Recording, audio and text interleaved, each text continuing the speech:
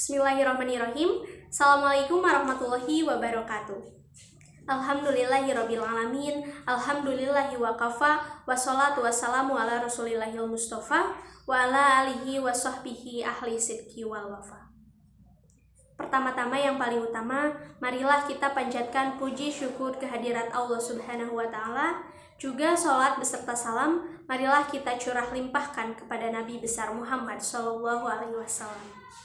Yang terhormat Bapak dosen pembimbing ilmu mantik, juga rekan-rekan yang senantiasa bisa mendengarkan pemaparan materi yang saya bawakan. Semoga bermanfaat.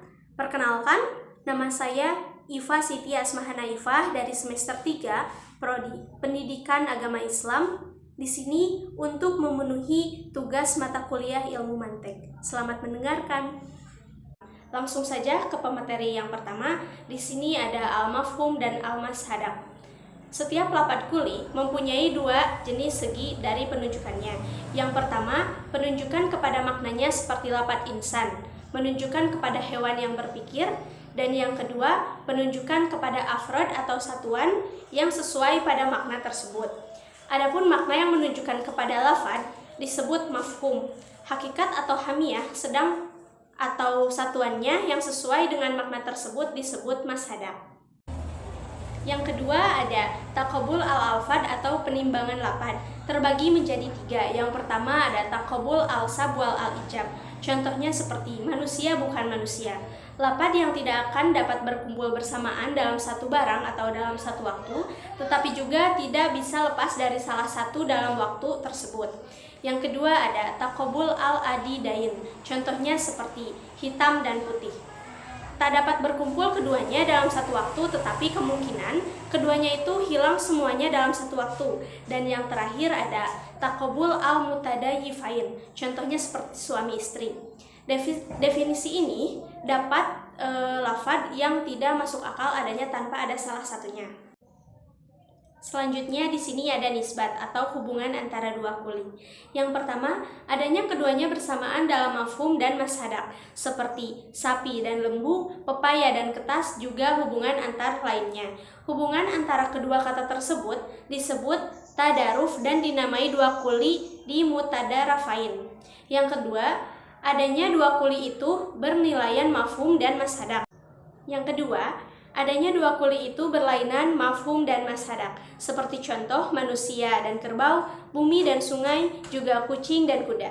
Nisbat antara kedua kuli itu disebut tabayun, sedang dua kuli itu disebut mutadabayinain. Dan yang ketiga, adanya mashadak salah satu dari dua kuli itu lebih besar atau mutlak daripada dua kuli yang satunya. Maka kuli yang pertama meliputi afrod kuli yang kedua, misalnya hewan dan manusia. Afrod pada hewan lebih besar daripada afrod manusia. Nisbat antara dua kuli demikian disebut umum atau khusus, dapat berkumpul pada kuli yang khusus, dan yang umum akan terpisah dari kuli yang khusus lainnya. Selanjutnya di sini ada kuli zati dan kuli irdi. Yang pertama ada kuli zati, ialah kuli yang tidak keluar dari mahiyah atau hakikat sesuatu, karena merupakan bagian daripada atau sesuatu yang sepertinya. Contohnya adalah manusia. Apa hakikat manusia? Seperti manusia adalah hewan. Kenapa dinamakan demikian? Karena binatang adalah bagian dari hakikat manusia. Demikian pula berpikirnya manusia itu sendiri sesuai dengan hakikatnya. Contoh dari lainnya seperti kursi, air, juga sebagainya. Yang kedua ada kuli irdi, ialah sesuatu di luar hakikatnya. Misalnya seperti tertawa dan putih. Nisbat di sini tempat duduk nisbat kursi hakikatnya seperti mahiyah daripada kursi. Selanjutnya di sini ada pembagian jenis. Yang pertama ada jenis safil atau qorib. Kuli ini di bawahnya tidak ada jenis, sedang di atasnya ada beberapa jenis. Contohnya seperti manusia. Di atas hewan ada jisim yang berkembang, jisim dan jauhar, sedang di bawahnya tidak ada jenis bagian dari na'u yang bermacam-macam hakikatnya, seperti contoh manusia, kucing, hewan, kerbau, kelinci, dan sebagainya. Yang kedua, ada jenis mutawasit atau pertengahan. Kuli yang di atasnya ada jisim atau ada jenis dan di bawahnya juga ada jenis pula. Contohnya seperti jisim nami atau benda yang berkembang, nisbat kepada hewan dan jisim. Yang terakhir ada jenis ali atau ba'id atau tinggi dan jauhnya seperti apa. Suatu jenis yang tidak ada jenis lainnya di atasnya tapi di bawahnya ada beberapa jenis. Contohnya seperti jauhar di bawah, jauhar ini ada jisim dan jisim yang berkembang pada hewan. Selanjutnya di sini ada pembagian na'u terbagi menjadi 3. Yang pertama ada na'u safil, ialah na'u yang di bawahnya tidak ada kuli kecuali afrod-afrodnya, seperti contohnya manusia. Yang kedua ada na'u mutawasit, ialah na'u yang di bawahnya ada na'u, juga di atasnya juga ada na'u seperti hewan dan jisim. Dan yang terakhir ada na'u ali, ialah na'u yang di atasnya tidak ada kuli apapun kecuali jenis, dan ali ini seperti jisim dan tidak ada kecuali zauhar. Yang terakhir ada pembagian fasal. Fasal ini terbagi menjadi 2. Yang pertama ada fasal qorib atau dekat dan yang kedua ada fasal ba'id atau jauh. Fasal qorib ini adalah suatu lafaz untuk membedakan afrod-afrodnya dengan suatu hakikat dengan afrod lainnya.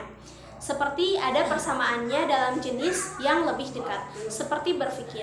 Perkataan berfikir ini merupakan perkataan yang membedakan manusia dengan jenis lainnya, seperti hewan.